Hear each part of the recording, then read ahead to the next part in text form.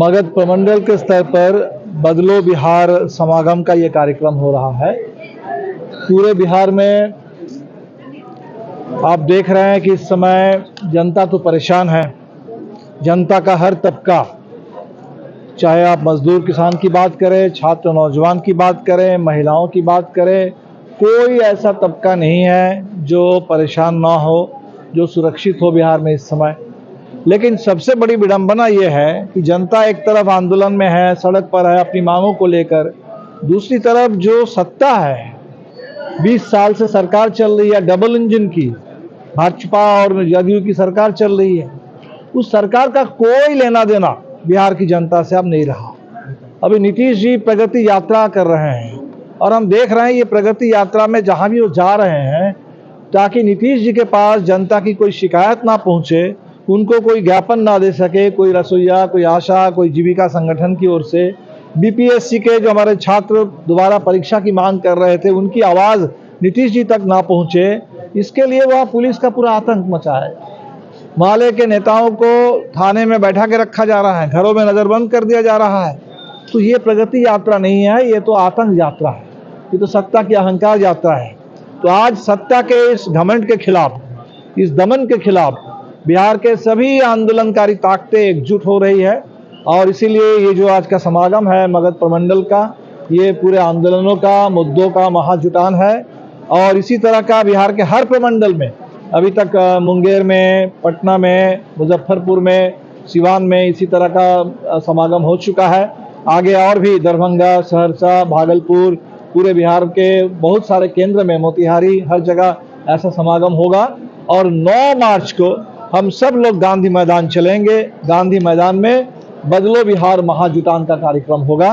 तो एक तरफ सत्ता का अहंकार, दूसरी तरफ जनता के आंदोलन की ताकत। तो अब इस समय सत्ता बनाम जनता की इस ऐतिहासिक लड़ाई में जनता को गोलबंद करने के लिए, जन आंदोलनों को तेज करने के लिए ये समागम है। और आपके माध्यम से मगध प्रमंडल और गया के तमाम लोगों से, संघर्षशील लोगों से हमारी अपील होगी कि आप इस आंदोलनों का साथ दें और 9 मार्च को सब लोग मिलकर के गांधी मैदान को भर दें, ताकि ये आवाज़ दिल्ली, यहाँ से लेकर के दिल्ली तक पहुँचे। आज 23 जनवरी है, सुभाष बोस का जन्मदिन है। चलो दिल्ली का उनका नारा था। हम तो अभी कहेंगे कि चलो पटना, और पटना से ऐसी आवाज़ बुलंद हो जो आवाज़ दिल्ली तक पहुँचे।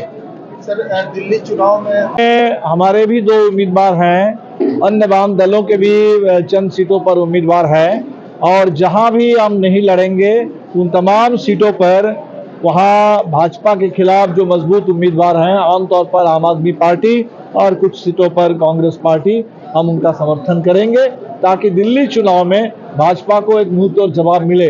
अभी झारखंड में जिस तरह से भाजपा ने कोशिश की थी, मुख्यमंत्री को गिरफ्तार करके सरकार को गिराने की कोशिश हुई और झारखंड की जनता ने मुंहतोड़ जवाब दिया, तो दिल्ली में भी ऐसी ही कोशिश लगातार होती रही है। केजरीवाल जी से लेकर के आम आदमी पार्टी के बहुत सारे बड़े नेताओं को जेल में डाला गया, परेशान किया गया। तो एक सरकार को बर्बाद करने, दिल्ली को परेशान करने की पूरी कोशिश हुई। तो दिल्ली की जनता से हमारी अपील है कि इस भाजपा की कोशिश का, साजिश का मुंहतोड़ जवाब दे। वहाँ तो महागठबंधन का स्ट्रक्चर खत्म हो गया। नहीं, वो गठबंधन वहाँ पहले तो नहीं था, वहाँ चुनाव में ही, दिल्ली लोकसभा चुनाव में गठबंधन बना था।